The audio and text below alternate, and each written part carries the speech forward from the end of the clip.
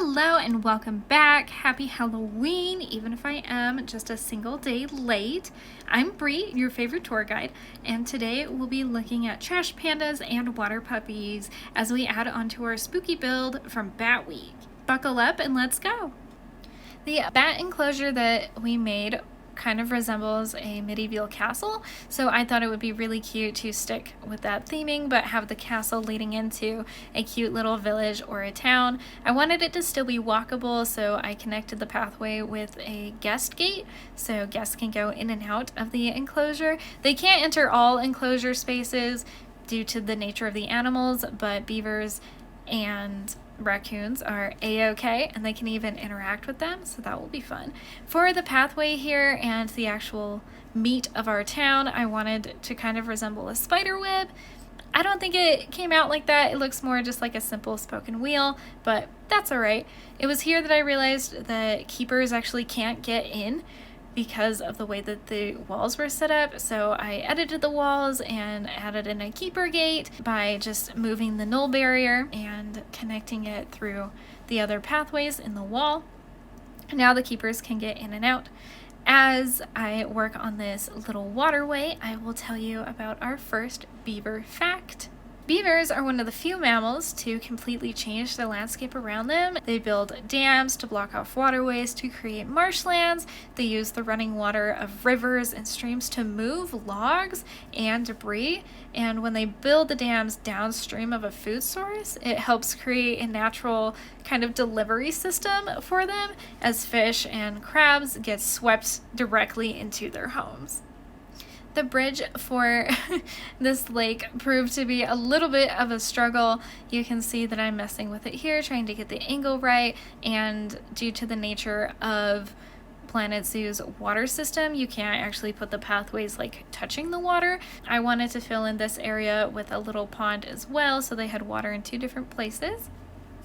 Moving into the town, I'm using all of the pre-made buildings from the Twilight pack. I wanted this area to feel really cozy and tight-knit, maybe like a town you will find in like V Rising or any other little cottagecore video game that you might like. Just something cute and quaint. I used a good mix of actual staff buildings as well as guest buildings. I wanted everyone to be able to access everything that they needed here, but I do know that in Planet Zoo, the guests are not terribly fond of seeing or being near staff buildings, so I think I figured it out by using the different kinds of pathways in the end. See, I told you this bridge was a struggle. We're coming back to it and coming to beaver fact number 2. They are North America's largest rodent and the only one with a large flat tail.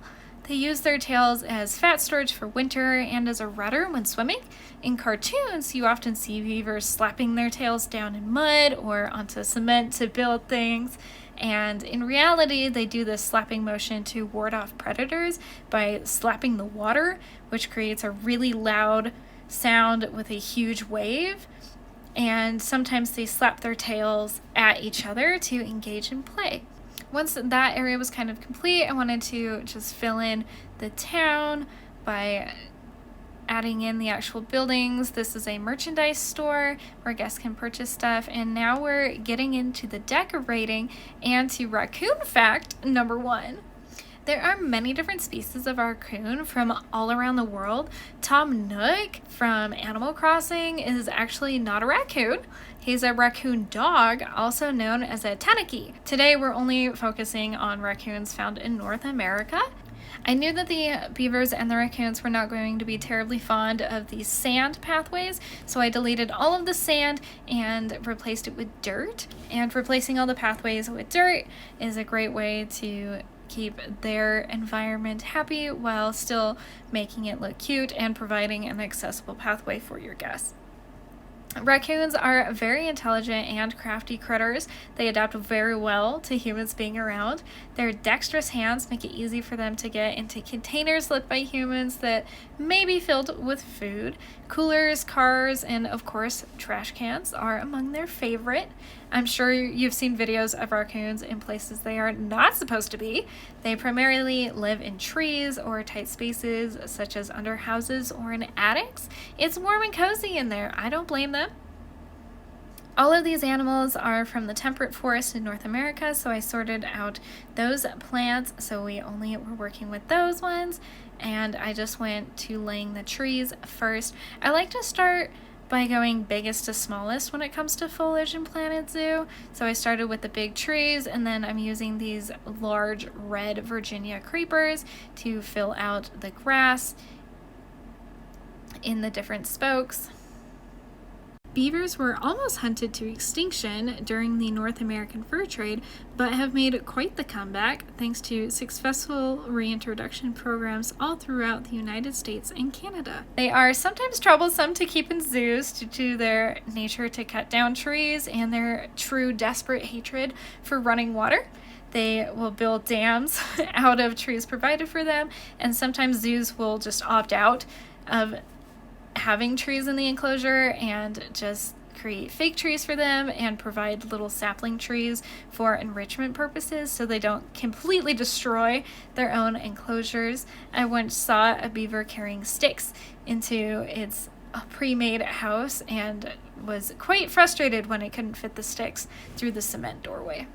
I realized the path of this keeper hut was not going to connect properly, so I had to delete the tree and move the path. It's like a little witch's cottage outside of town.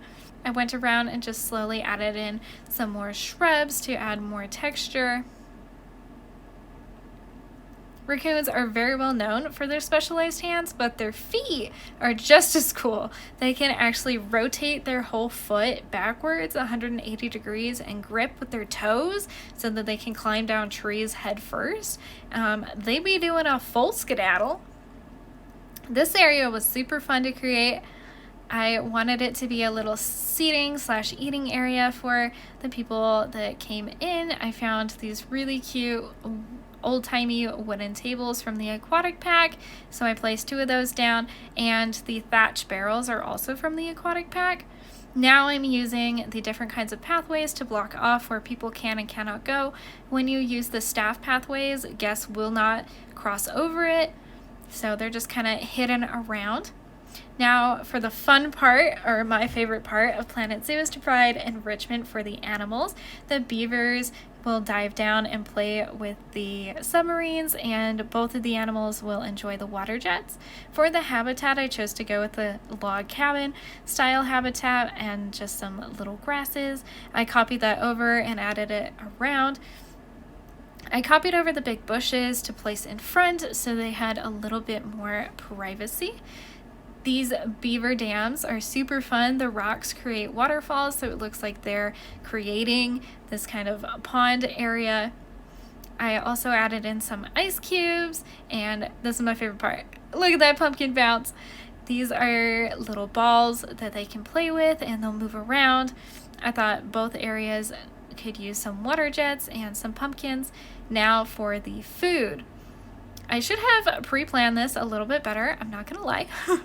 But I deleted some plants and placed down the different foods for the beavers and for the raccoons in areas that I thought would work out best. For the raccoons, I placed them closer to buildings than I did for the beavers, and I went around providing some enrichment for the raccoons. One of my favorite things is giving them trash. I mean, they're little trash bandits. That's what they love.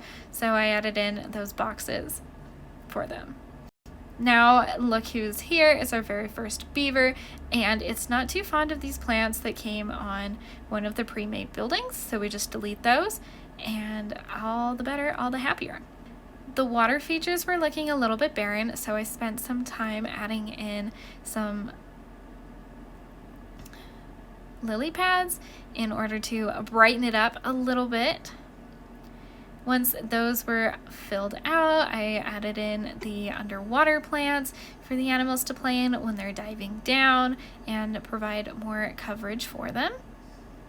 I did this on both sides. One time I was camping with my family and some raccoons got into the cooler that we had left out. It had all of our food in it, and when we woke up, the only thing that was left over from their late night snacking was the marshmallows and graham crackers that were in the car from s'mores the night before.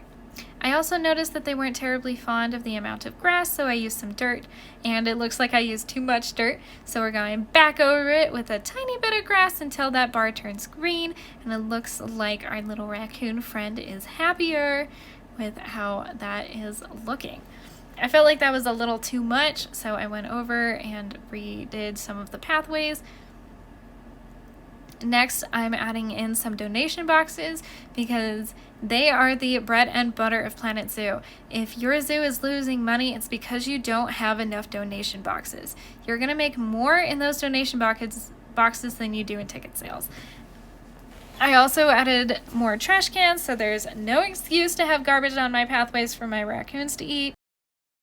I noticed that this poor little beaver was a little stressed, and that's because it is too loud. A lot of animals in open enclosures prefer when guests are quiet, so I added these quiet signs as well as a few of the don't feed signs in order to encourage guests to whisper and not feed the animals. Yep, now that it's on, you can see that stress is going up. If your animals are stressed, it could mean that it is too loud or you don't have enough foliage, but I knew that foliage was not a problem here. In order to keep the water nice and clear, I needed to add in a water treatment plant that I chose to do behind the wall, so only the staff could find it. I raised the wall to make it a little bit more realistic, like old-timey towns would be, and there it is. And there you have it, a cute little town filled with cute little critters. If you enjoyed today's tour, be sure to tip your tour guide by leaving a like and subscribing. Also, let me know what animal you would like to see next. Okay, bye!